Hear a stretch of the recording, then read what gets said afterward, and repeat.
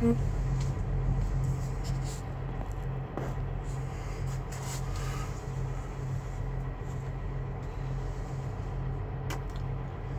if anybody shows up in here.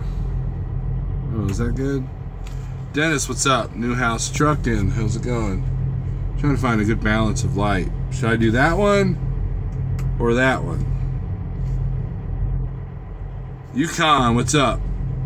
Anthony Blackbeard, Pale Rider, Mike Mentor. How's it going? I think I'm just gonna do this one. I'm not gonna do any of them. You guys don't need to see me. Juan, what's up? Mr. Burger, Texas Future Trucker. Hey, what? Hey, Texas, what's gonna happen when you become a trucker? You're gonna have to change your name. Kaislin, Trucker Steve, put on both. Christopher and Big Rich, man, what's up? Reloader.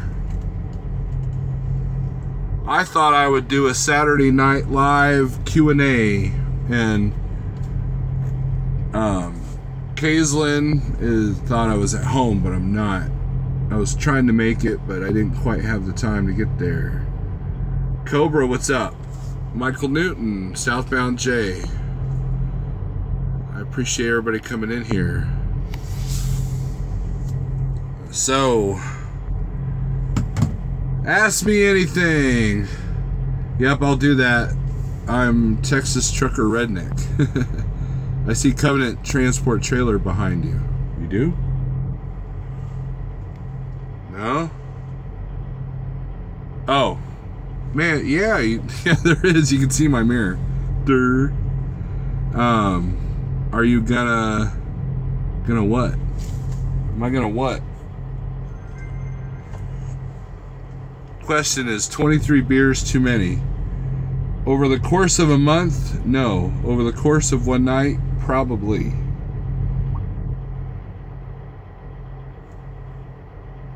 That's my theory on that. Is reading everybody's screen name hour with Snowerlord. Dennis Smith. Okay, Burger's got a question.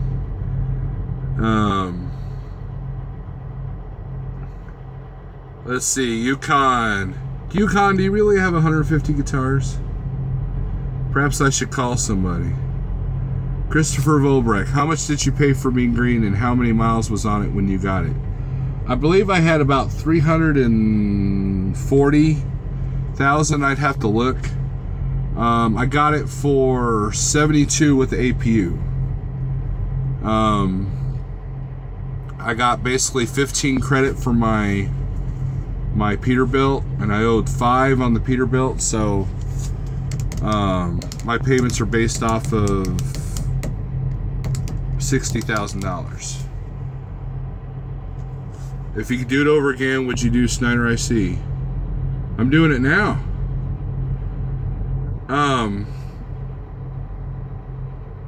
Let's see. Kevin and Ollie, what's up?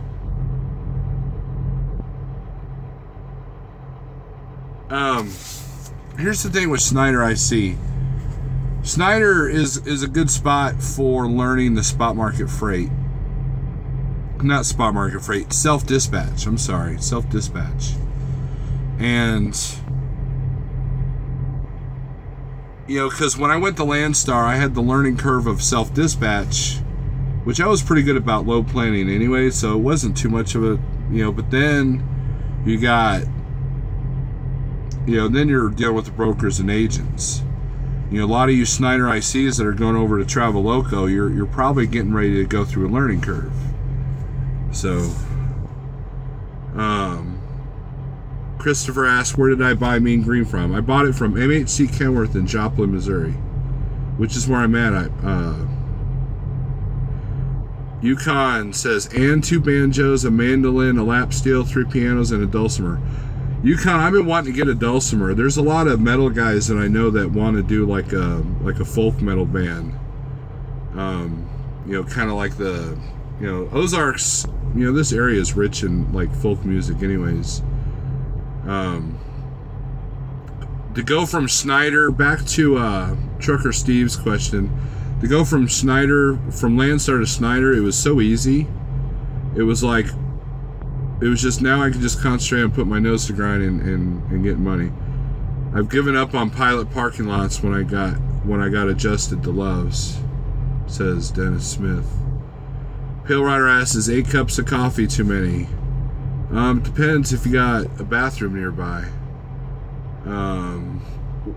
Let's see. Kevin is getting ready to hit the rack. John Capone, what's up? Southbound J, and my wife said I have too many. Guitars, Southbound J? I have 7 guitars, but Yukon there said he had 150. What is stock market freight?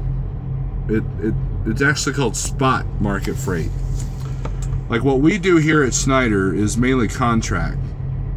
You know, in other words, Snyder has gone out and made contracts with, say, bigger companies like paper or chips or, you know, soda or whatever. And they're, you know, so our rates don't fluctuate too much. Spot market is like the stock market. You know, one year you can have outrageous rates and the next year they could be really low.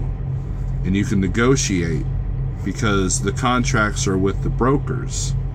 So Landstar was a third-party logistics company, and now Snyder books, you know, brokers freight too, but they add that to the spot market. So if you could jam with one metal guitarist live on stage, who would it be? Steve Berger. It would be James Hetfield. Anthony says, sorry about hear about your stepfather, Kevin. I have it on good authority that life is like a box of chocolates. Can you confirm this? Probably. Rizzo says Randy Rhoads. Oh, the other one, I don't know. James Hetfield, I really, he's a huge influence. I'm more of a rhythm player. I do some leads, but I'm more of a rhythm player. One of these days, guys, I'll do a live video with me playing guitar. And I told Yukon and Pale Rider Speed that I'm a one-trick pony, and that's because I'm mainly power chords, diminished chords, and just real heavy. I'm not much of a beautiful music guy. I mean, I appreciate all kinds of music, but when it comes to playing, you know, I'm not going to sit there and be able to play along with a bar band. I'm not really that good. I'm good in my field. I'm decent for a death metal guy, but or a heavy metal guy, but you know. John Capone, I could do the self-dispatch at Landstar, but wasn't a fan of the brokers. Yeah, see, that's the thing I had. I don't know much about it. I can play Smoke on the Water on it. Mr. Arturo, hi Steve, what are the requirements for a new driver to join on with Snyder IC Choice? I'll have a year experience with Prime and plan on getting my own truck. A year will do it. Keep your nose clean, don't have any violations or tickets, and you'll be in. You'll be able to come in. A year is all you need, I think. Don't quote me on that 100%, but I do believe it's a year. Which company made more money, Lone Star or Snyder? I'm assuming you meant Landstar or Snyder. When I do the numbers, my rate per mile was about the same as it is here. The difference is Snyder, I could be more consistent. I could fill in the gaps. If I go over my numbers in the book, I had too many gaps because the way the agents were playing the games, you know, booking freight became difficult. All the agents that I developed relationships with, like, you know, you're supposed to, kept losing their stuff to bottom feeders, and you know, so I'd book a load and then sit, book a load and then sit, book a load and then sit. So whereas Snyder, I can keep moving, I can keep rolling, and there's a lot more short haul stuff over here, and there's a lot more stuff in my area over here. So I'm actually making more money here because of that, because of the consistency. Yukon, most were given to me by my dad, and then I inherited my uncle's collection when he passed. Oh, okay. How many BC Riches you got, Yukon? I know you said you had the one. Jock Capone says, I have a bass. You know what, John? Yukon showed a very rare, one-of-a-kind bass last night in his live feed. Go check out his video. Baby Mama Drama is the name of it. Alaskans climbing the grapevine. Arturo's in Columbus. I like Randy, but he's not my first choice. Berger, I know who you're going to choose on guitar players. But we'll be living out of my truck. Yeah, I think you'll do well over here at Schneider. It'll get you used to, you know, self-dispatch and you know, I try to do the shortest lease possible at Schneider. That way, at least if you don't like the truck, you can get on to something else, or if you want to buy your own, you can do it. I believe they go by weeks now. They don't go by years anymore. They go by weeks. And I think the shortest one they got is like 60 weeks or something like that.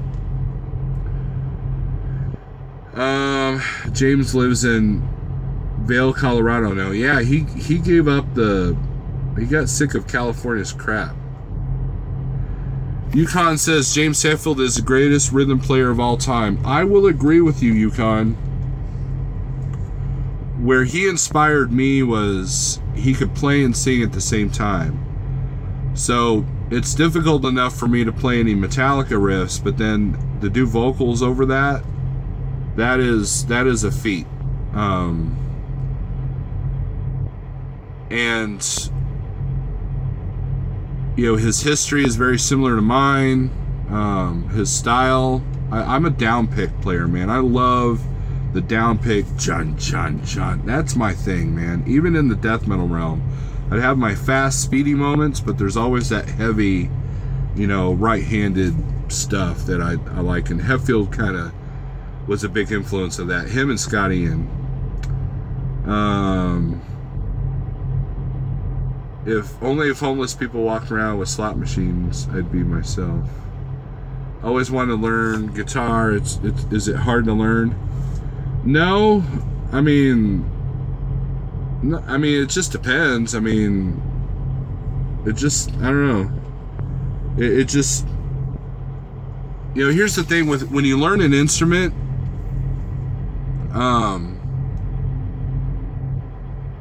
when you learn an instrument, if you naturally like it, you're naturally going to pick it up and practice. You know, like my youngest daughter, she's always piddling around on the piano we got at home. Always. So we bugged her if she wanted to take lessons, and finally we talked her into taking lessons. But she naturally is always on that thing, just piddling around. And that's how you know you really want to learn. So if you like it, it's easy to learn. If you're having to force yourself, find a different instrument. Rizzo says, who played at your first concert as a kid? Who played at your first concert as a kid? I'm not sure of the question, Rizzo. You talk about the first concert I went to? The first concert, the first time I ever sang live, I was like 8 years old, and I sang Willie Nelson's On the Road Again with my dad's band. Arturo, yeah, I don't like it. You talk about Prime's lease purchase program. The thing with the Prime program is you're never going to see the house. You know, don't let that 80% fool you. They nickel and dime you to death over there. Reloader says play some. I don't have a guitar in here. Now I'm at the Joplin Petro. I could easily go in and buy a guitar here. It's funny, I go in the Joplin Petro and I strum the guitars and they're like way out of tune. They don't know how to tune their guitars here. Obviously don't have a musician working in there. It looks like dry erase markers work on smartphones. Dennis, chill, man. You're being weird, dude. Just one BC Rich. See, I own all but 2 of my guitars are BC Rich. I own 2 Schecters.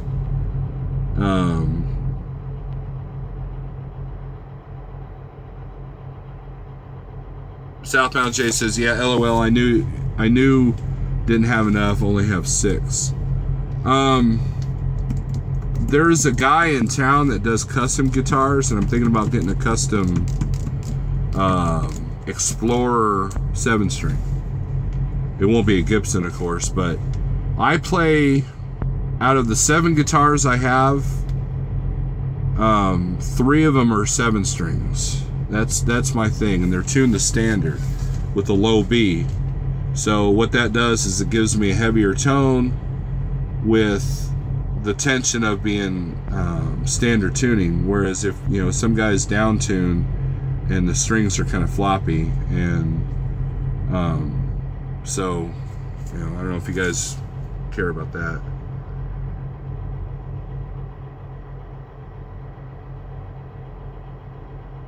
On average, how much you make a mile? Right now I'm averaging about $1.30 a mile, all miles. I haven't entered my last 2 weeks of numbers into the computer program. My cost per mile is sitting at 84 cents a mile right now. And I average about 2,000 miles a week. And that's take home. What would be the best guitar to learn on? I don't know. Anthony, it depends on what kind of music. You know, Fenders are good starter guitars. Epiphone, I guess, would, you know, that's the Gibson beginner guitar, and then Fender's got the, I don't know if they still do the Squires. Maybe Yukon can answer that, but you know, Fender and Epiphone have good starter packs. Ibanez is pretty easy to play.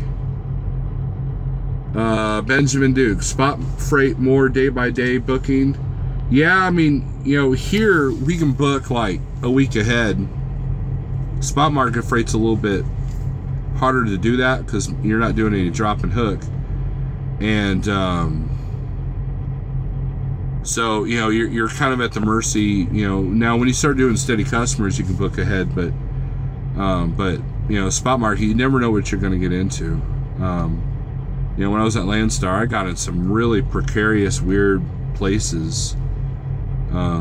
You know, you deal with a lot of places that may only ship like twice a year. And then, you know, third-party logistics, you're going to deal with brokers that deal with like Pepsi or Coke or something, and, you know, you deal with 100 trucks at a time. Frank Zappa, rest in peace, says Rizzo. Pale Rider says the wise one is speaking. I don't hear him. Kaislin, yeah, I'm planning on buying a used truck outside of the company.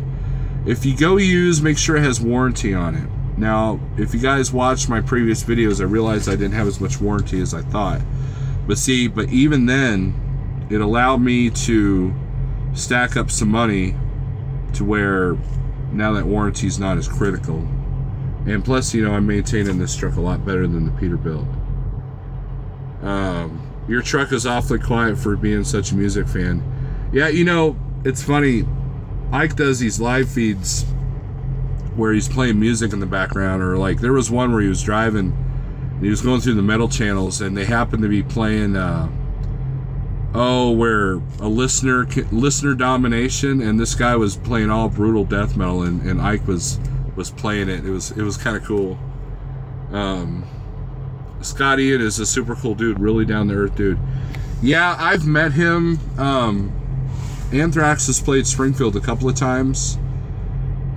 He's another down picker I like. You know, he's another Paul Mute down pick expert. You know, and some of my favorite 80s thrash albums are from Anthrax.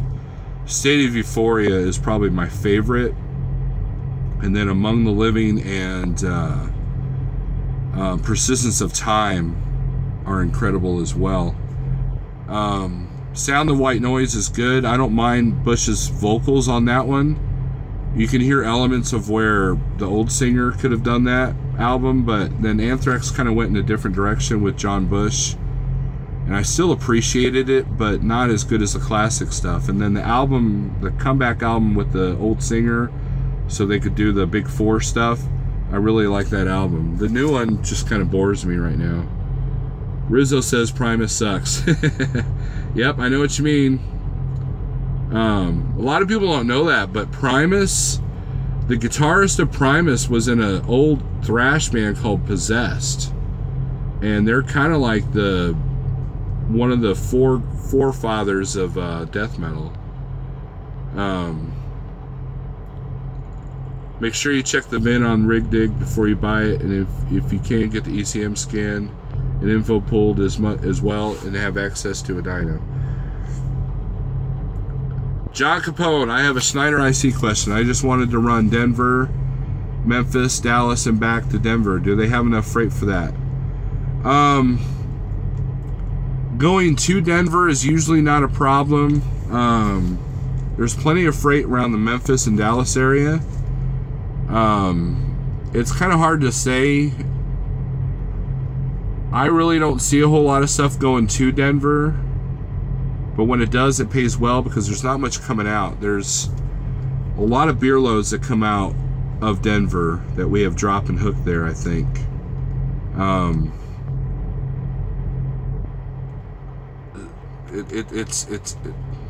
That's all I could say. Memphis and Dallas, it'd be easy to go back and forth between those.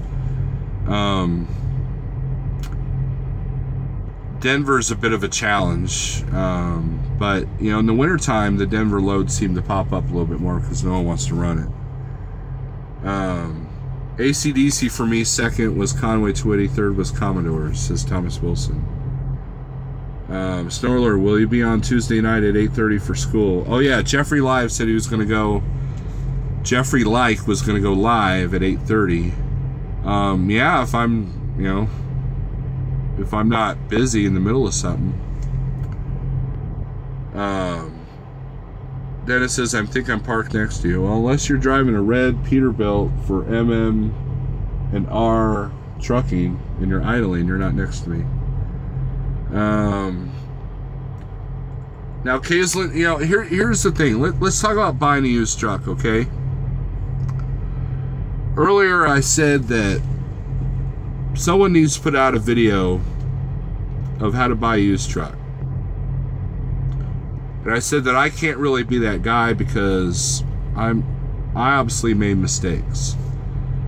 And Steve Berger and I were talking about this today, and he plans on doing a video about his purchase of his truck.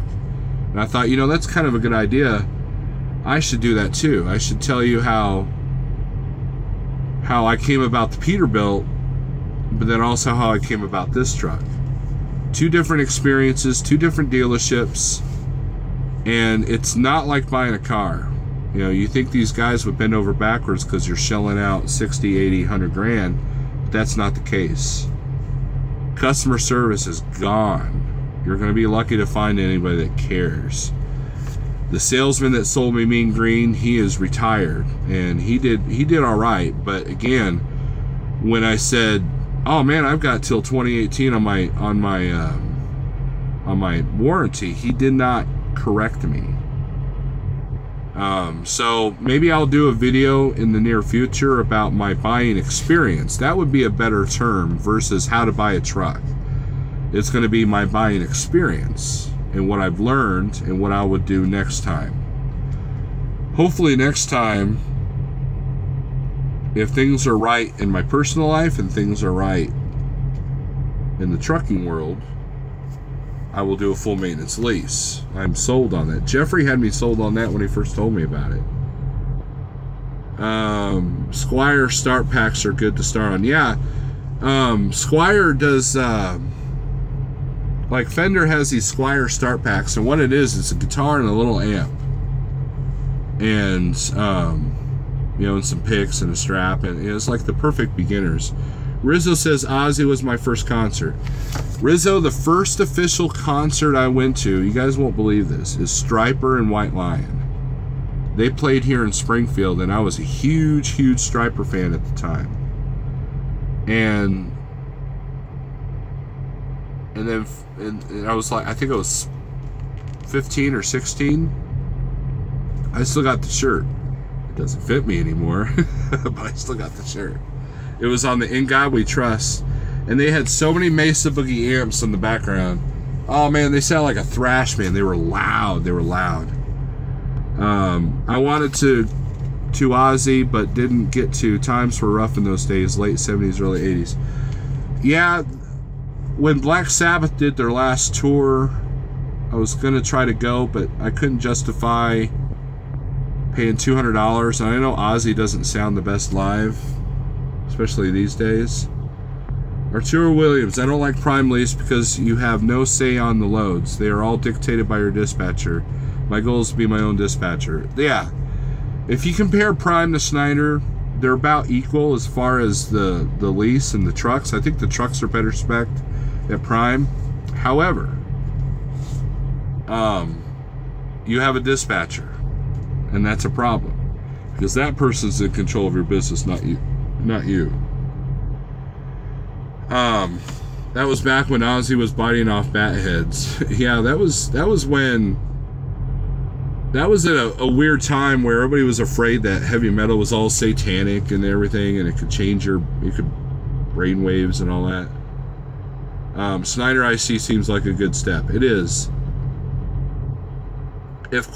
Okay, how much money, Dennis asked, should I have to start IC? Minus money down on the truck.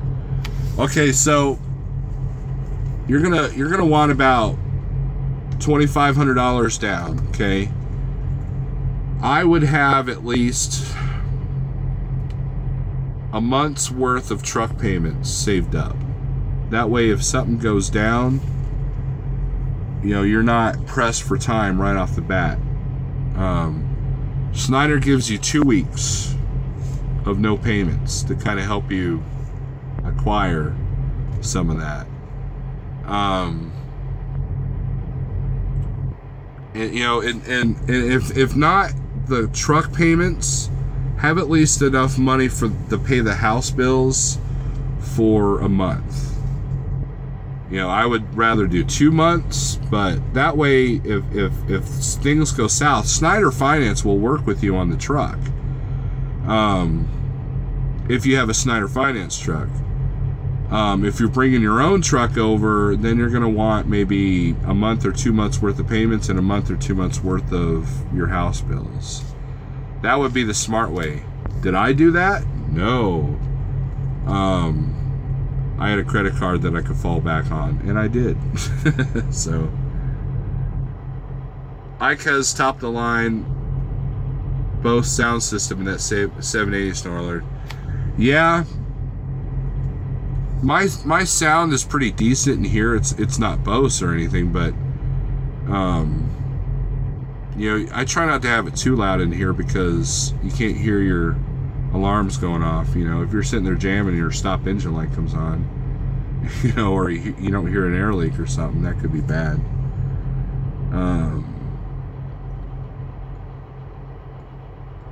Yukon says, I know Scotty and well, and Joey Belladonna was my neighbor for years. Oh, okay, cool. Yeah, because, New York, right? Latex operations. Do you have to be a company driver to become an IC driver? I'm out of Shreveport, Louisiana. No. I came over here directly as an owner-operator. Now, if you're getting your CDL and you went through training, then they want you to be a company driver for a year.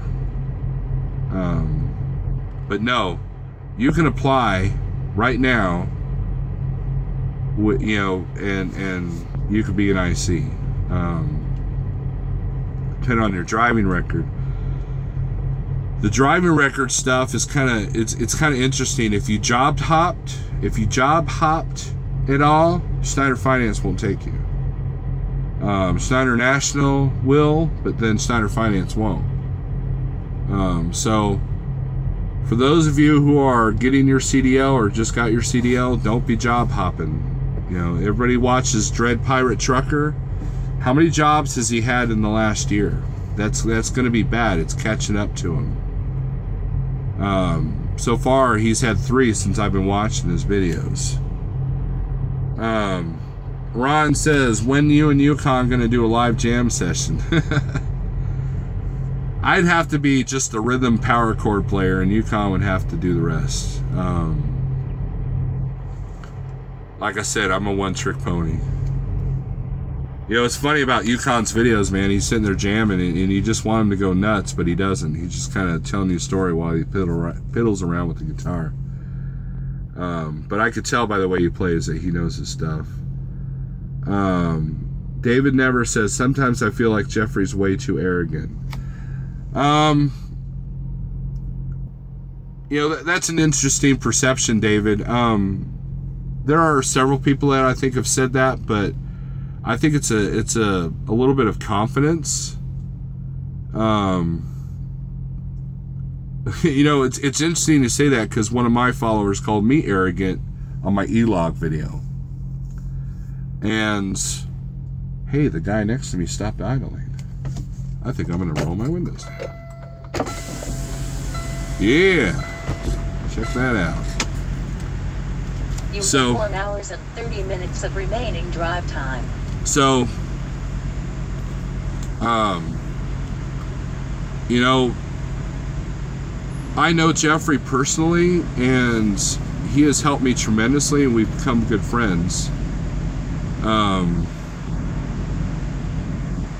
think he's been riled up here lately because of the numbers thing, but he just wants good information out there.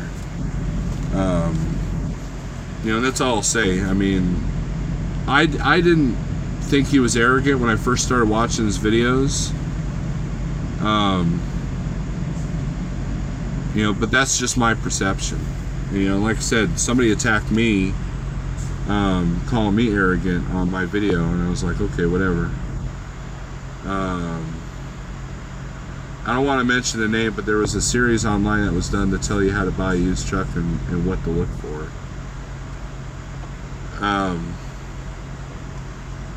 Yeah, see, it's like anything else in trucking. There's so many variables, dude. There's just so many. It's overwhelming. Buying a truck is overwhelming because, you know,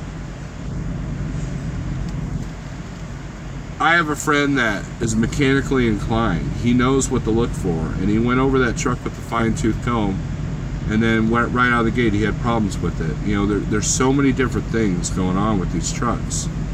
They're basically complex computer machinery pieces, you know, and you just, you know, and everybody drives different. You know, that's the thing. I think that my Peterbilt might have had more repair cost had I been just, you know, 45,000 pounds in Pennsylvania mountains all the time, or going through Utah all the time. You know, I was easy on that truck. You know, I try to be easy on the trucks. I try not to, you know, abuse these things, because you almost have to be gentle. You know, you got to buy a rugged truck if you do rugged work like oil field or, you know, flatbed or whatever. But, you know, dry van, fleet trucks, man, you got to be kind of gentle with them. You got to baby that thing. If you're running 75 all the time, you know, like you know, Stephen Neal, I know that he runs that truck, man. He runs it, and you know, and he's always dealing with a lot of repairs. Thomas Wilson says, no, David, he's not arrogant. It's the businessman in him. Yeah, he was raised by entrepreneur. You know, I can't say that word. How embarrassing. And that's just how he's wired. You know, a lot of confident business people can seem like they're arrogant. That's all I'll say about that. Steve Berger, I'm not a Mesa Boogie fan, had a triple rectifier and hated it. Yeah, it depends on what you're playing too. I think that rectifiers are better for death metal, to be honest with you. But for basic metal, you know, it just depends on what you like. Redneck Dipper says, what's the best trucking company? That is a very hard and wide question. It just depends on what you need and where you go, and what you need paid, and what kind of work you want to do. You know, and usually the best trucking company is the one that no one's ever heard of. You know, I can list all the make and carriers all you want, but in the end, well, no, Kaislin brings up a point. Walmart's the best trucking company because you're home weekly and you do nothing but drop and hook, and you make $80,000 a year. Celtic Barb says my son is prime.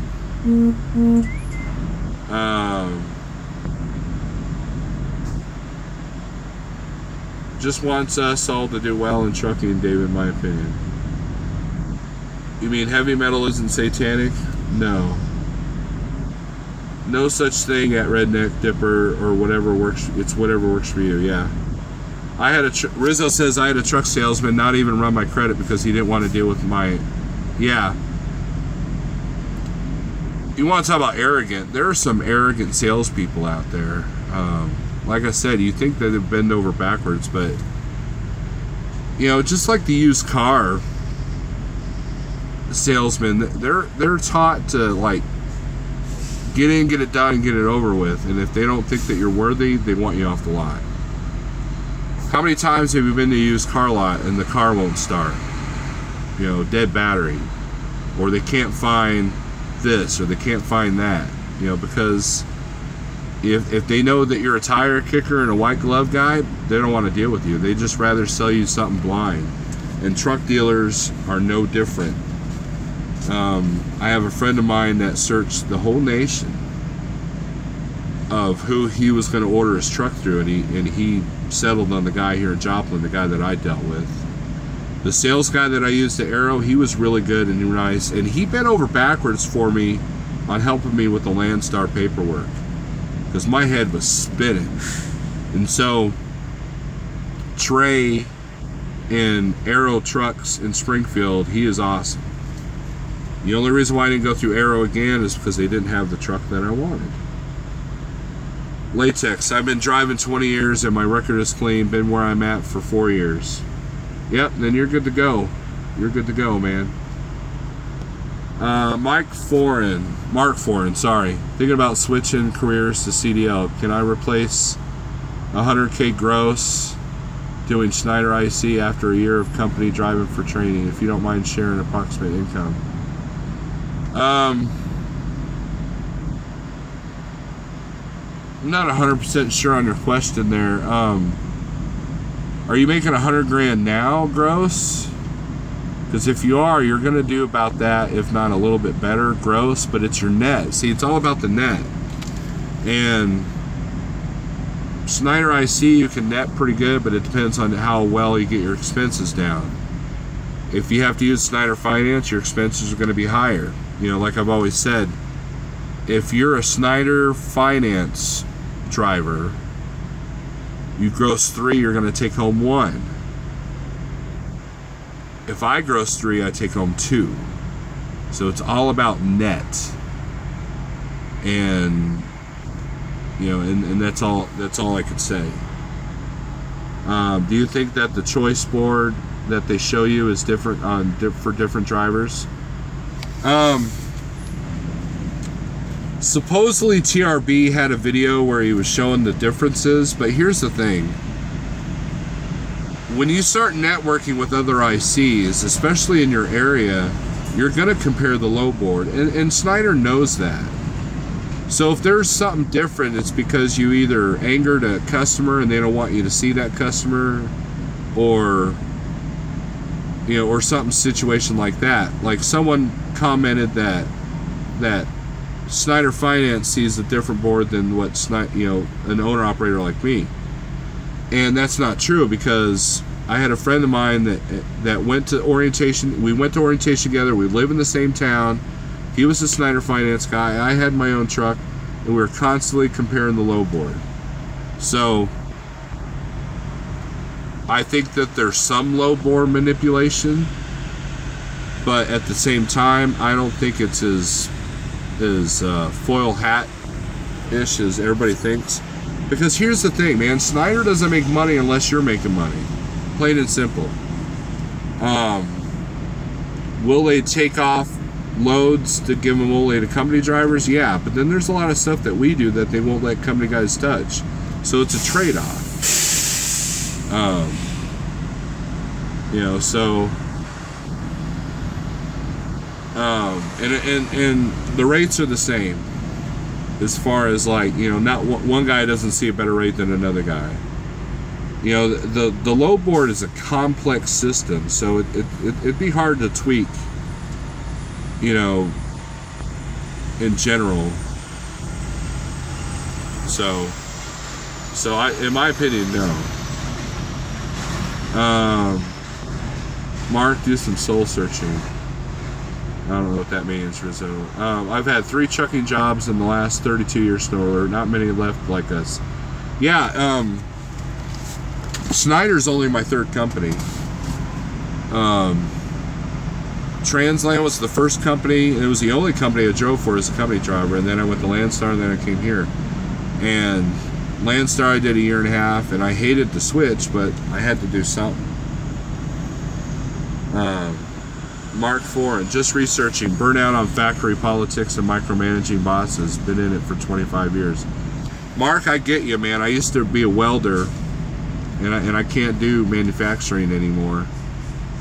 But you do have a lot of regulations here. You do have, you know, a lot of people complain about the quote-unquote micromanaging that's done at Schneider, and in a way it's there, in a way it doesn't bother me, you know. Now if they put cameras in the trucks or something like that, you know, then that's a problem.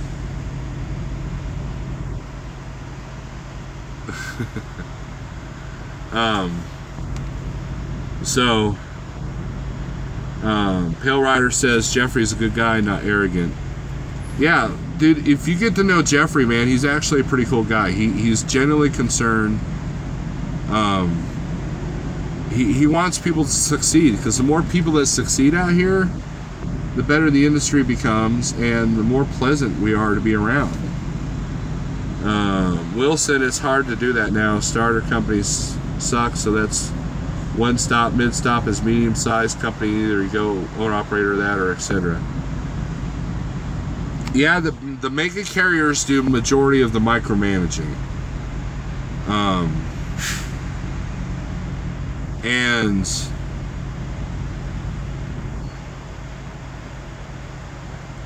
I like, you know, Transland was a small carrier. They had 150 trucks. And I like the fact that they didn't tell me how to go, where to go. They didn't tell me, you know, they told me when to fuel, but, you know, they had flexibility. If I needed to be home, there was no argument. You know, it was a good company to work for. To the point that I still have a relationship with them today. They're developing an owner-operator program, and I'm kind of giving them advice on that. No, I'm not going to go work for them probably, because it won't be self-dispatch. And I told them that, and they know that, but they're still running numbers. They still want to know what owner-operators want, and I've kind of been telling them. Kaislin, is your truck a 13-speed? No, it's a 10. Celtic, I'm sorry. I'm sorry, Barb. I'm just gonna call you Barb. How's that?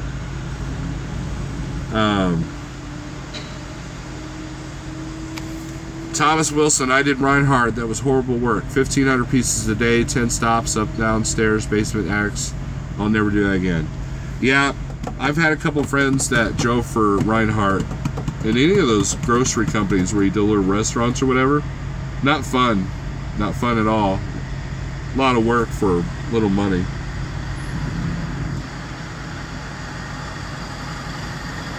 Barb says, hi, Pale Rider. My son had a parking lot boo-boo. He took a safety class day to reduce the deductible. Learned not to park when he was tired. I guess the parking was horrid there. Barb, that's one of the common mistakes that rookies make, is that you're running ragged, you're stressed, you're still new, and the only spot left is at a pilot where there's hardly any swing room. And that could be stressful. You know, go sit there at the pilot there in Minooka, Illinois, and you'll see some stressed out people, man. There is just no room in that place. And just sitting there, I've seen a lot of trucks hit. I was there for a 34 one time over Easter weekend, as a matter of fact. And I got lucky. I got one of the straight back spots next to the fuel island, but Man, I saw so many trucks hit there. Groundhog, what's up, man?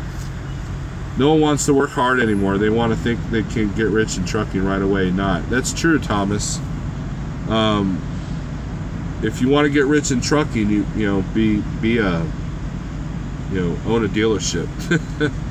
If I have 1,000 following time events, am I going to get IC? I don't even know what that is, Dennis. If you have too many red, you know, if you have to call in all the time because you got too many critical events, yeah, you're not going to be able to come IC. Barb says he's at the Springfield yard. They wanted him to do his reset there. I expect learning lessons in his first year. Yeah. Wilson, are they... You know, here's something that you could pass to him, Barb. Whenever you're backing, okay? This little tidbit for you newbies, okay? Whenever you're backing, always roll your window down. Now, if it's raining like crazy, still crack the window because you're going to hear what you hit before you feel it. You're going to hear the crunch before it happens, so you can minimize the damage. That's number one. Number two, if you can always hear the truck horn if somebody's honking at you to not hit them. That is important. And I had a trainee of mine, he called me one day and he goes, man, dude, you were right. I heard this crunch, didn't feel it, stopped as soon as I heard it, and sure enough, I'd done some damage, but not as bad as it could have been. You know, I once hit a trailer in front of the owner of Transland. He was cool about it, though. Thomas Wilson, they want to be home every weekend and make $100,000 net a year for the first year instead of spending 6 weeks out the time to make the money needed. Stu Stewart, I think Mark was talking about before and after taxes. Taxes are way different for a guy who works in a factory. Yeah, trucking has got a ton of deductions that you can do.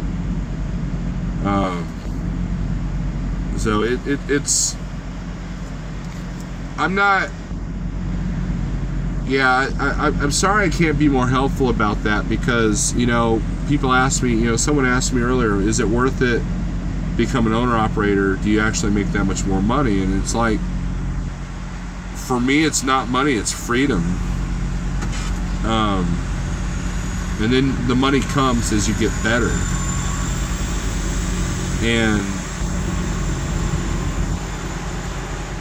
that's all I can say.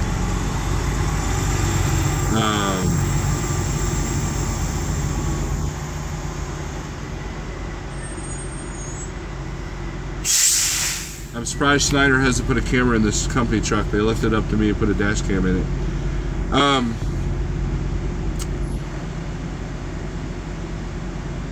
I have heard that they're putting forward-facing cameras in the trucks, the new company trucks, that also have the ability for rear-facing cameras, but they give you a cover for them. In orientation, they told us that they don't see themselves ever getting into the world of driver-facing cameras. Will that change? I don't know. But see, the companies that have kind of done that, they lose a lot of good drivers over that. And so that's why they have a lot of first-year students, because they don't know any better. You know, they don't care that there's a camera facing them. It's a touchy subject. Small carriers won't do it because they know that drivers will just go somewhere else. Having a dash cam facing out, though, that's the smartest thing that you can do. Barb, my son did his own dash cam. Dogs keep eating it. 3 so far. Needs to put it out of the dog's reach. How many dogs he's got in the truck? I once saw a Prime truck with 5 dogs. It was a husband and wife team, and I think there might have been a kid in there too. All on a Freightliner. Going through Schneider Finance, do you think is it worth it? I've been around long enough. I know I won't get rich at it, but do you think you can make a good living at it? Latex, it depends on where you live. There's less risk with the Snyder Finance truck. They don't call it a walkaway lease, but if you do walk away with it, there's hardly any consequence. Whereas if you buy a truck from a bank or a dealership, you know, they're going to have to repo it, and that's going to ding your credit if you can't sell it. If you live in the Midwest, you know, it also depends on how much home time you want. But your costs are going to be higher. That's the thing. I almost went the Snyder Finance route when I was getting ready to get rid of my Peterbilt. And I thought about it for 2 days. And something told me not to do it. Now, it's worked for some. Steve Berger, who's in here, he did the 1-year lease, and then he got his own truck. So if it's something that you don't know if you're going to want to do for a long length of time, then, you know, get that short lease with Snyder Finance and see if you dig it. And then once you get used to running the numbers, and that's the other thing, you're going to have to run a little bit harder with the Snyder Finance truck. So if you get another truck and reduce the payments, you're going to get like this big raise a month, and then, you know, but then you can also kind of relax a little bit. You don't have to run as hard. So it just depends. If you want to stay out, you know, it all also depends on where you live. I'm sorry I'm being so vague, but I can only give you the experience of what other Snyder Finance guys have told me. Every Snyder Finance guy that I know, with the exception of Dre, well, I'd say that back. I know a couple of Snyder Finance guys that are doing well. Christian Trucker is one. Dre's doing all right.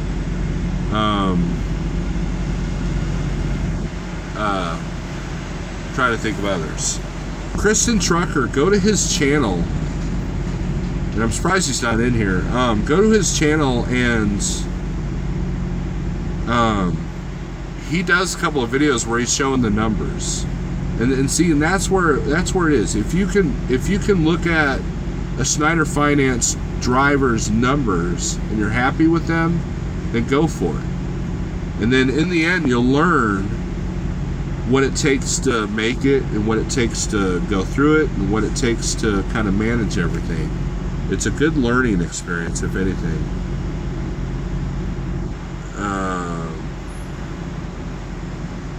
Mr. Allison, I don't know who that is. I have a proposal to make. Want to make a mega carrier? No. No mega carriers.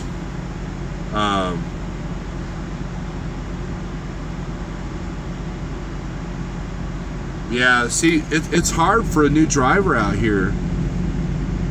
You know, just like that video about the driver that was stressed that he didn't even park right. Man, I can't tell you the trials and tribulations I went through the first 2 years I was out here. I mean, it was tough. I mean, it was one of the...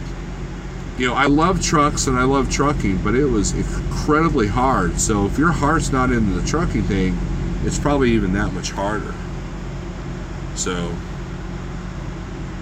the Pilot in Joplin, Mississippi is horrible too. I'm assuming you mean Missouri. Yes, I don't go in there.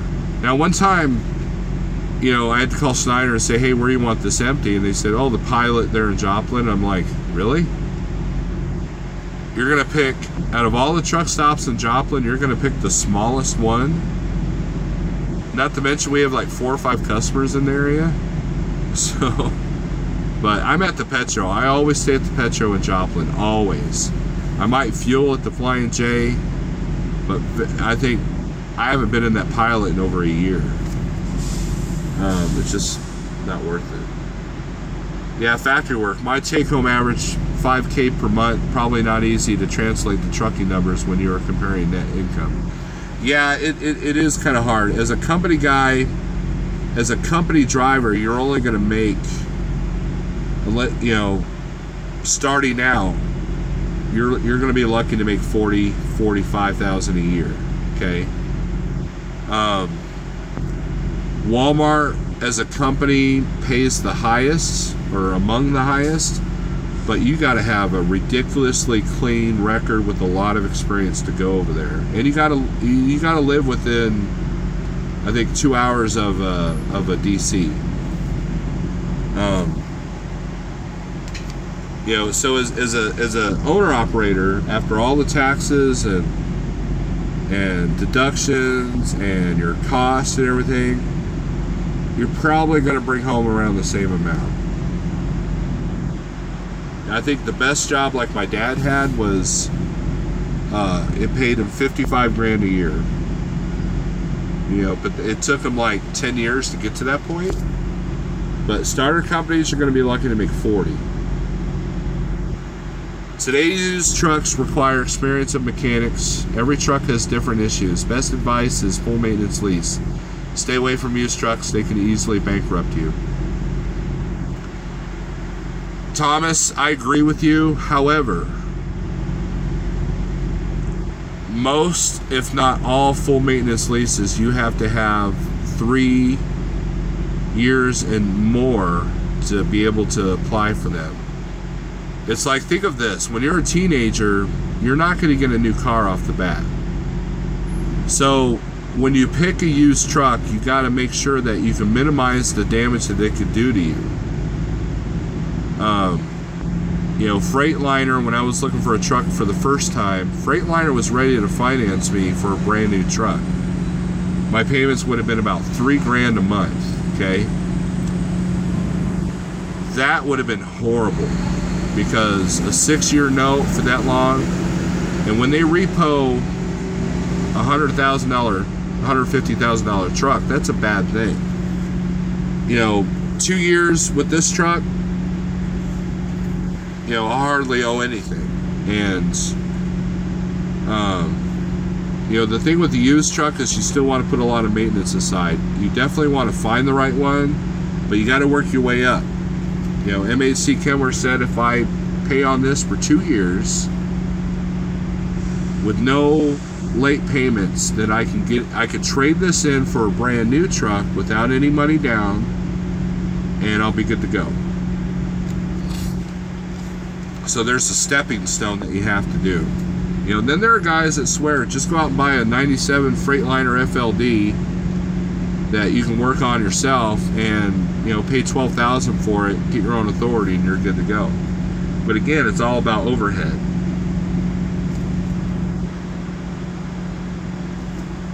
Following events are following too close. Don't have to call in for them though.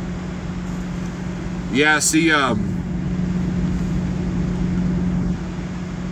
I get kind of, I don't know, no one's ever said anything. My thing will beep, my collision mitigation system will beep, but it's never caused an event on the Qualcomm. I'm not a tailgater anyways. Snowlord Steve is the nicest guy out there, says Stu. Red Viking Trucker is the best coach for a newbie. I'm the best poker player, and Jeffrey Like is the best businessman. Numbers guy, period. Well, I appreciate that, Stu. I'm from the Northeast. All we do is follow closely. Yeah. I hear you, Dennis. Barb, I will try to remember to tell him. The trucking company I'm going to, the lease plan is actually not bad. They're a small mom and pop, but got the freight of a mega carrier. And all their stuff is 2016 with 60,000 miles or less. But Kaislin, are you going to be dispatched? That's my question. And what's their average cost? What's their average rate? Here's what you want to look at. What's the average cost per mile for their lease operators? That's number one. Number two, what's the average rate per mile that they're getting? If they're on percentage, they're still an average. You know, I had the lady from Trailer Transit, you know, try to recruit me at GATS. And I was like, well, what's your average rate per mile? What are your guys' averaging rate per mile? And she said like $1.30. I thought, well, that's not bad. Because you're always hauling empty trailers, most of the time anyways. They're power only. So your fuel costs are less, your tires, your brakes, everything's less. So your cost per mile is lower. And that's the key. The problem with the high payments of certain lease purchases is that your costs are really high. And that's by design, especially if they're weekly, because you gotta keep running.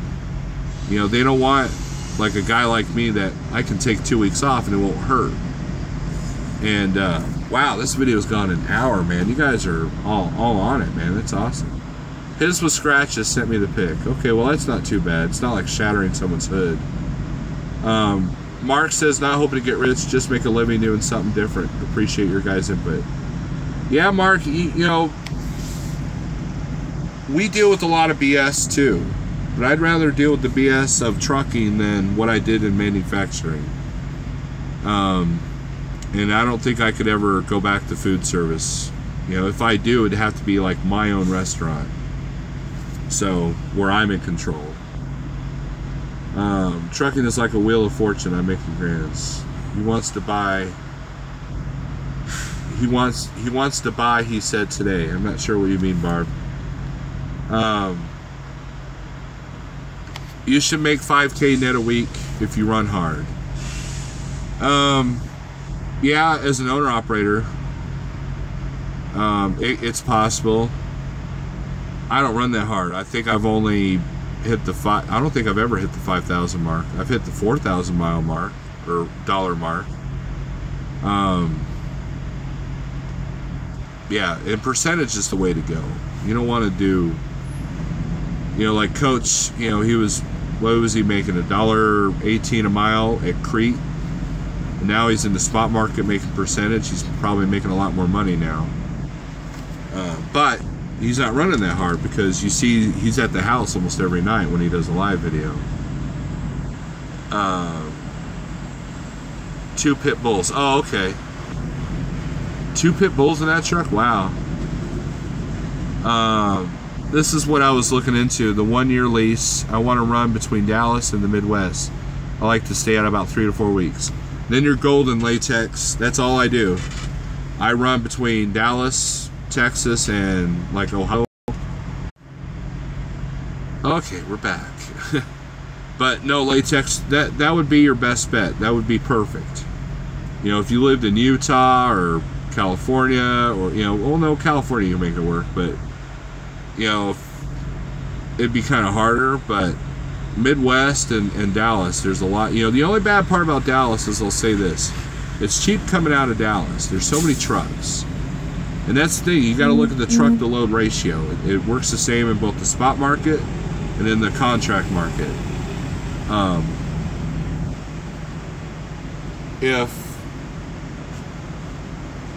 you know, but then you got to go with averages. If you make $2 going into Dallas and you only make $1 coming out of Dallas, then, you know, you average it all out, all miles, and it usually comes out pretty decent. The only time I really take a bad hit coming out of Dallas is if I'm going directly home, like this load here. This load is not one of the best ones, but, you know, probably because there's a lot of time on it too. And it takes forever for them to unload. I've been watching his channels. He seems to be doing good. Stu, don't forget Jake Canal. Frank Rowe Pro, that's 100% real advice. Trucking for the much part is all about learning from your experience. You can sit there and watch hundreds of YouTube videos, but you only really learn after doing it. That is 100% true, Frank Rowe Pro. When I first set up this channel, this YouTube channel, it was this is my experience as a Landstar owner-operator. And next thing you know, within a year, I had, you know, 500 subscribers, and I was like, wow, people are actually curious about this. And then I had a lot of people call me and say, dude, you know, you're not afraid to tell us when you screw up. And, you know, there's too many YouTubers out there that do recruiting that will tell you, that will promise you the world. They're like, oh man, I'm making $5 grand a week, you know, and realize that 3 of it is through referrals. You know, and you got to take everything with a grain of salt. You know, I know guys that are doing well at Prime, okay, and I know people that went to Prime and failed miserably. You know, it's all, it's like my video said, it's all what's up here, man. It's all up here. That's it. That's all I could tell you. There's no blanket answer for a blanket question. There really isn't. Like, who's the best carrier? I don't know. I was pretty happy with Transline. There's no, here's the thing. There's no perfect carrier. There's no perfect company. And there's no perfect job. Barb, that is why I expect learning in the first year or two, why I don't go out with him till he learns more. I wanted to go out for a while. I thought of doing trucking once myself. Health is an issue. Kiesler, I'm retired from Yellow Freight, still in trucking though. Maybe think of line haul with ABF, US Holland, YRC. Do OTR later in life. LTL pays great money, just a thought. Thomas, you gotta, when it comes to those kind of companies, you gotta be careful because YRC is on the verge of bankruptcy. A lot of those companies have an old business model that's just not working anymore. However, I do know guys that are doing well at ABF and at Holland, but it just depends on where you live. That's all I'll say about that. Sorry, guys. I had an ADD moment. Steve Berger says, you can make it with an SFI truck, but it really depends on your situation and what you're looking to do. SFI is a low risk, but has a lot of responsibility and stress because of the high cost. Yeah, and if you can master that high cost, when you get into a lower cost, man, it's golden, man.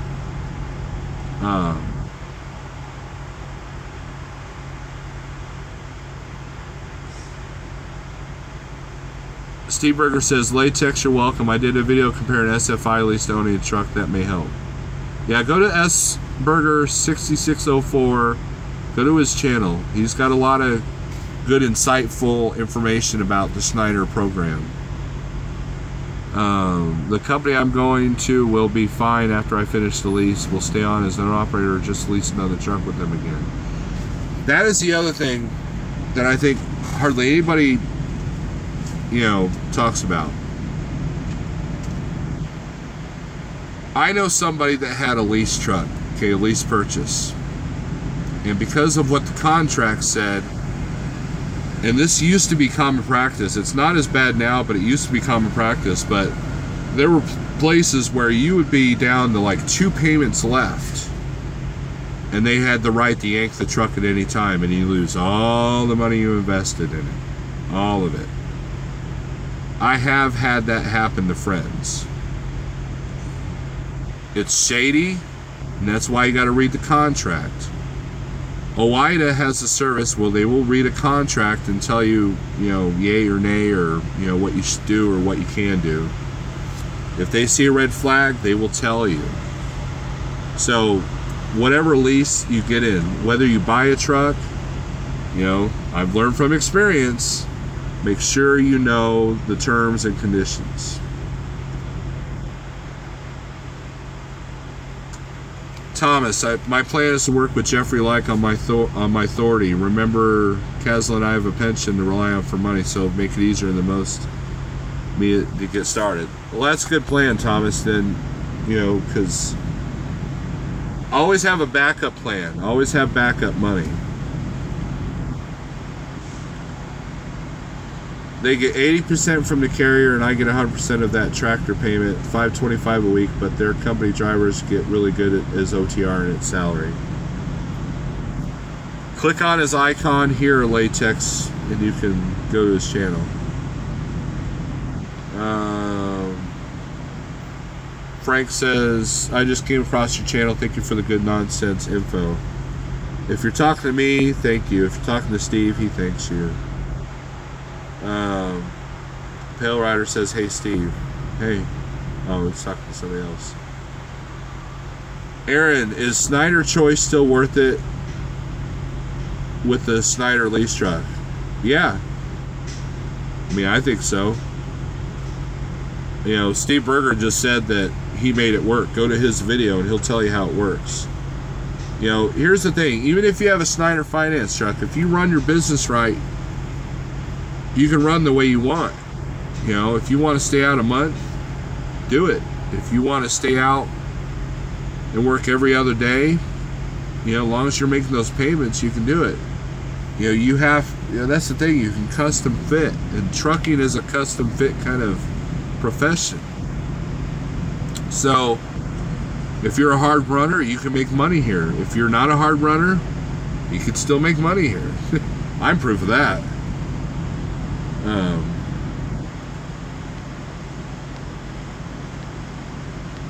Southbound J, that was my first guitar, easy to learn on. I am finally at the bottom of the comments, people. I really appreciate you guys coming in. I'm gonna, oh, we got some more comments here. I asked OOIDA, Steve Berger says, I asked OOIDA about the Schneider contract and they were very high on it. It's always a plus when a company shows you the contract before you sign. Shows that they have nothing to hide. Yeah, that's the thing. Here's the thing. Schneider's got this reputation because they're a mega carrier. But they are different from the other mega carriers. I would not lease a truck through Prime, through Swift, through US Express, through Werner. I would not do any of those.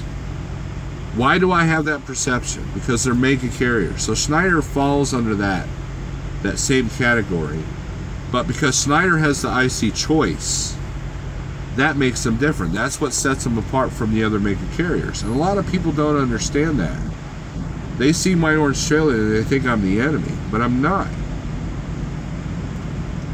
I have to tell the dealerships or whatever shops I go into that I am an owner-operator, a single owner-operator. So don't ring me on the bill because it's not Schneider paying this. It's me. And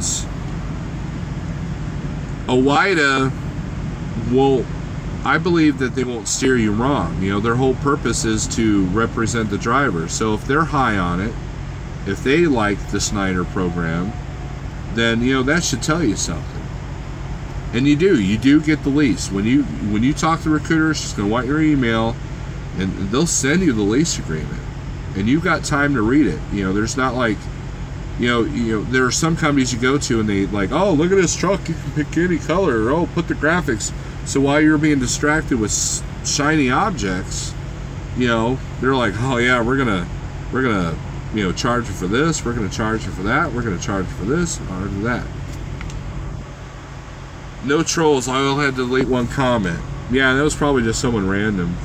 Business is business. You need to know your numbers in and out. You need to know every number going into the truck and coming out of the truck.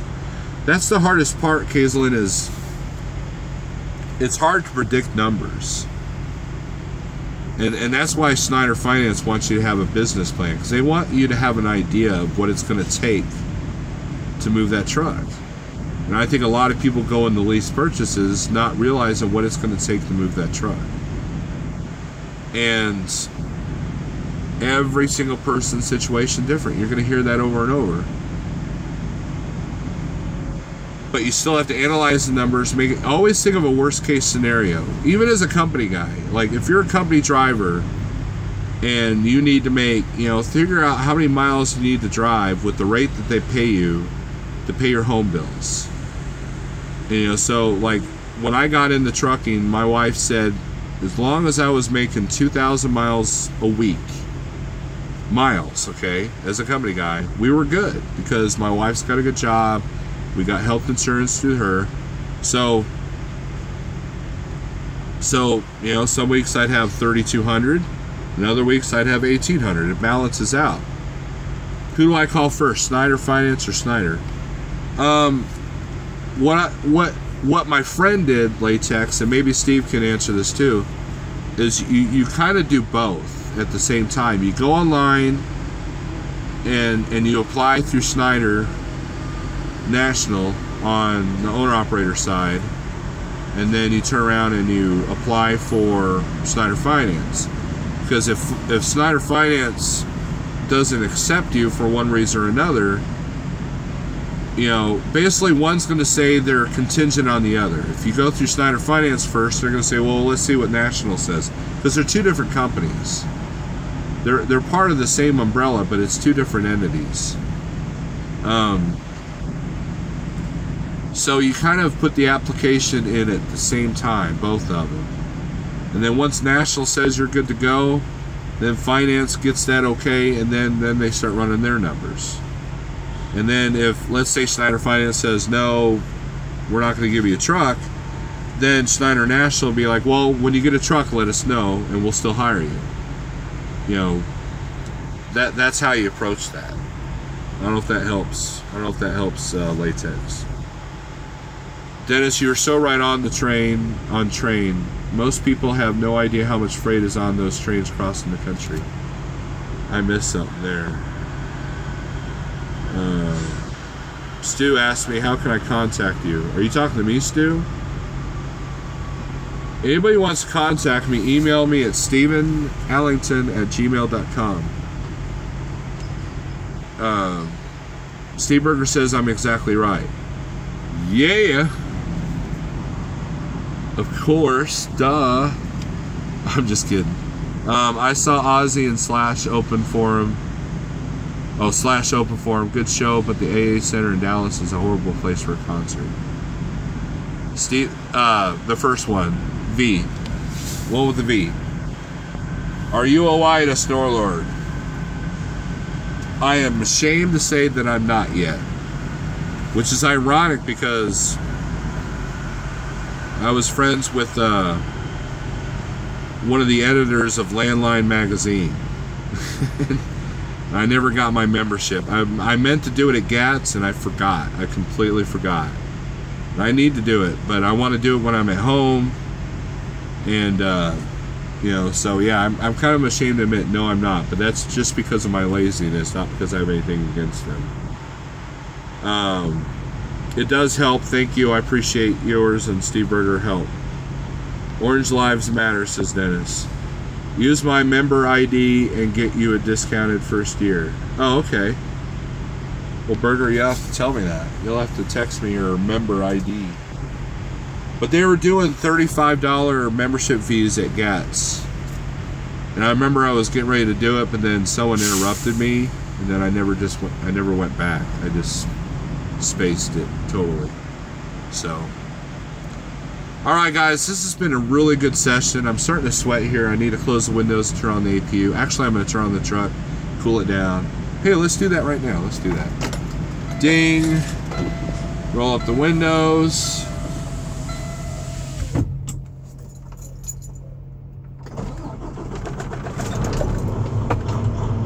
And you're going to hear another ding, and that's my check engine light going. Hi. How to APU. Again, Dennis, you're losing me here. There it is. Please call Premier Care. 1-800-KW-ASSIST. I just don't know what truck to pick. Well, what do you got to choose from? What are your choices? And I can give you an idea, because I've driven several different trucks.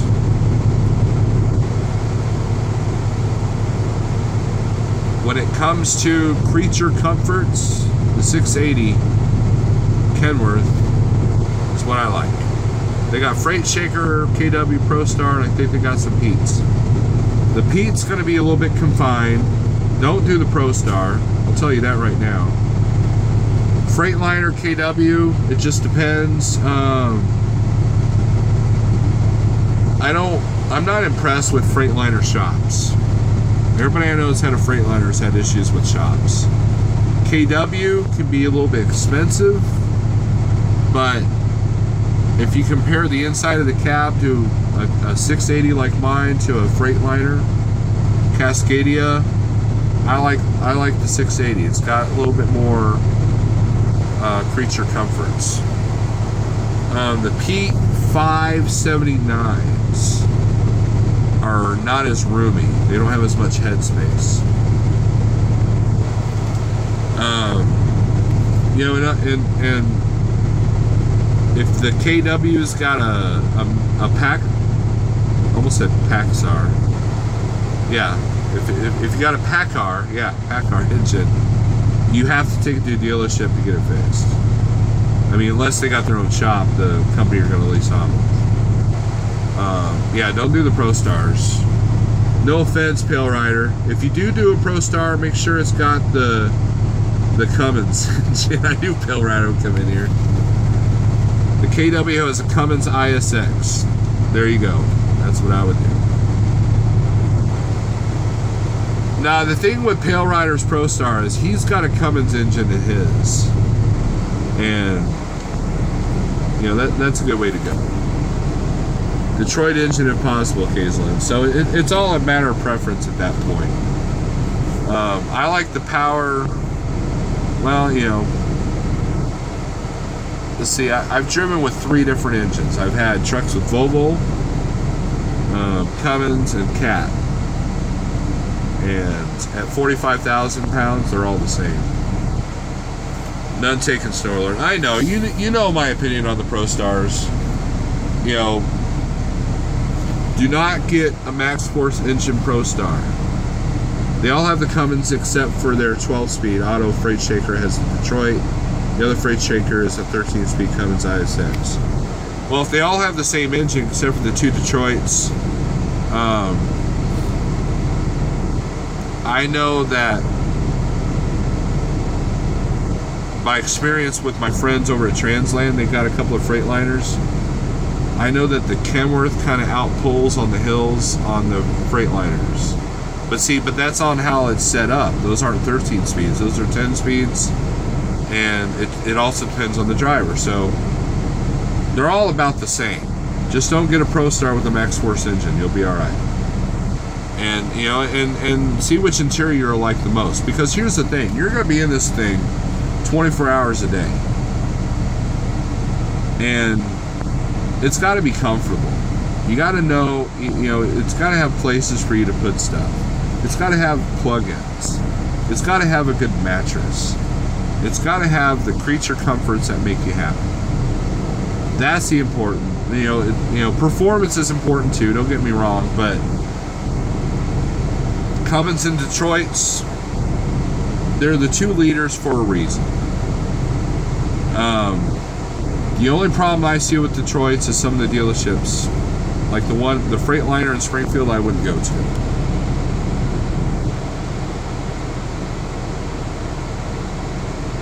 Thomas says they all have issues. Drivetrain you concentrate on.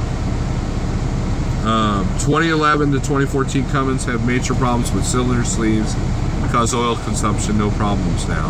And that's the other thing. There's a lot of, like the new Cummins engine, I'm impressed with that thing. When I was looking at new trucks, I wanted one with the new Cummins MX, I think it's the MX-15. I'm more concerned about the miles per gallon to lease it. I can fit in a ProStar anyways.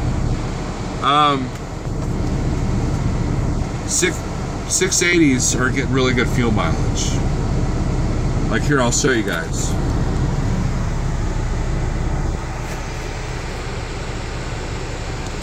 That's what I'm getting right now. 8.2. That's what I'm getting. Okay? I've got 30,000 in the box. Now granted, I had a little bit of a tailwind today. But the Freightliners, Cascadia Evolutions are comparable to that.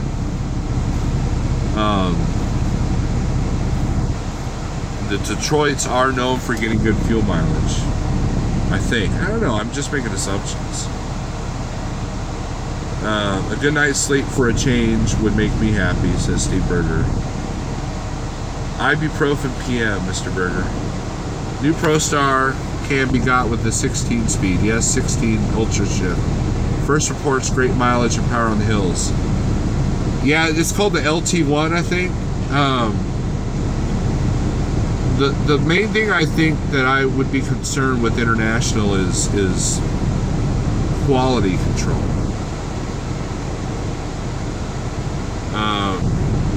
And I know that they're cheaper. I know that if you buy a brand spanking new International and a brand spanking new Freightliner, that the ProStar or the LT1 is cheaper. Cummins will need DPF clean at 250 and again at 400, also EGR. That is true, Thomas. All the trucks are 2016 with 60k miles or less. At this point, it's a coin toss. So that's when you start looking at the other things. Do your research. You know, find the good and bad about Detroit and Cummins engines. You know, and see what your, you know, both companies have been around a long time. And I know that the Cummins have their issues, like what Thomas said, but I know that the Detroits have the problems with the one boxes if you idle them. Whatever truck you get, I hope you get an APU. I say this as I'm idling. You don't want to idle them too long. My Cascadia, says Dennis Smith, is doing 7.1. I get paid by the mile. I know he's getting 2013 ones, but I stay away from Freightliners that year. The dev problems are horrible. I agree. There's not many trucks that don't have emissions problems anymore. That's the thing about those new Cummins engines, the MX-15s. They simplified the DPF stuff, and it's supposed to perform a lot better. Wonder about internet, full maintenance lease. I'm not sure what you mean, Stu. Thomas says, I have a Cummins ISX 40, 450, 500. That's what I had in the Peterbilt. And for the most part, it was a decent truck, except for when the turbo went out. That was the only major problem I had. I say that, it did drain a lot of money, but see, here's the thing. A lot of my stuff was like rubber and plastic. You know, a lot of that was wearing out. You know, springs, brake chambers, shocks, tires, you know. You know, the PACCAR engines have been really solid. The newer ones. ProStar, full maintenance lease if they're cheaper to buy. That's the only way I would do a new Internationalist, if they do a full maintenance lease, but I don't think I've ever heard of one. Well, I take it back, there's the Ideal lease. But then you have to worry about, they haul it, Kaiserlin, they all have APU or EPU. Freightliner has these electric power units that it's called idle free or whatever. I've heard a lot of negative things about those. However, a diesel APU can have its issues as well. Simply put, nothing's reliable anymore. So if I had to put an alternative power unit, make sure you get one that's not DEF, that doesn't have DEF. And they actually make those. Now, Big Billy, I don't know if he's in here or not, but he had a Thermo King electric power unit. And he said he hates it. But then he also said it kind of froze him out there in Dallas. So I would rather have the APU because it'll charge up the batteries without having to start up the truck. And if you go with Thermo King or Carrier, I would suggest Carrier. Kaiserlin, Kenworth W9, 86 Studio Sleeper, Cummins 13-speed LSAV, but limited supply. The only problem with the W9 is fuel mileage. You're not going to get above 6 on that W9, but you'll look cool. You'll look cool. So, alright guys, this video has become what I used to make fun of in my parody. It's become an hour and 20 minutes long. I appreciate everybody coming in. For more Schneider IC information, check out Steve Berger. Check out Christian Trucker.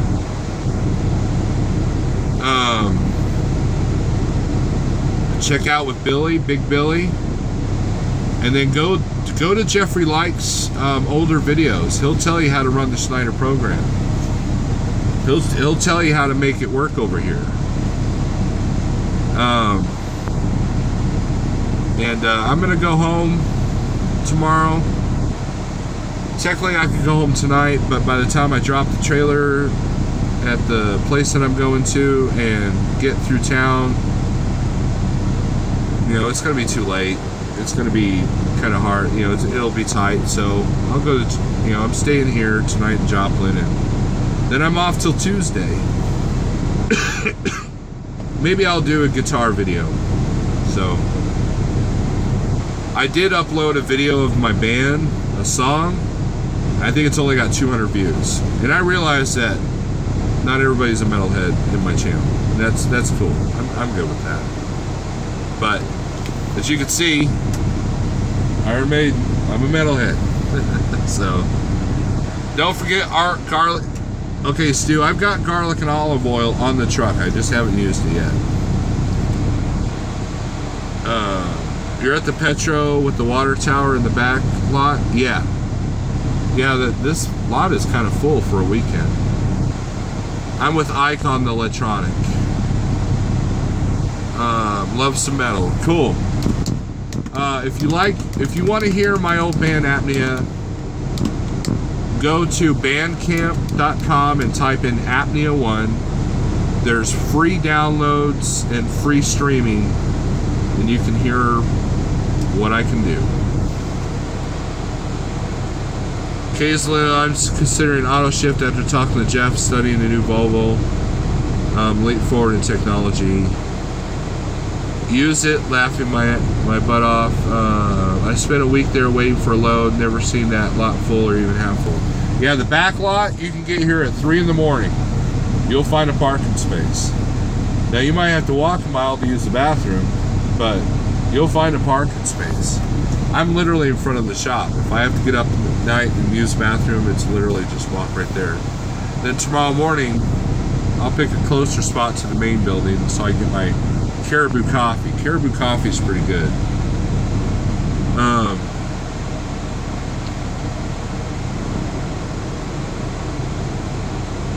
Pale Rider says later, maybe see you on Monday. Yeah, Pale Rider, give me a call. I believe, I don't know if my wife's working or not. If she is, you know, maybe I'll bring the kiddos over to meet you. Oh no, well no, yeah, they won't be in school. It's Labor Day. Durr. All right, guys, I'm out of here. That was probably loud if you're listening to the stereo. Drink more water and walk every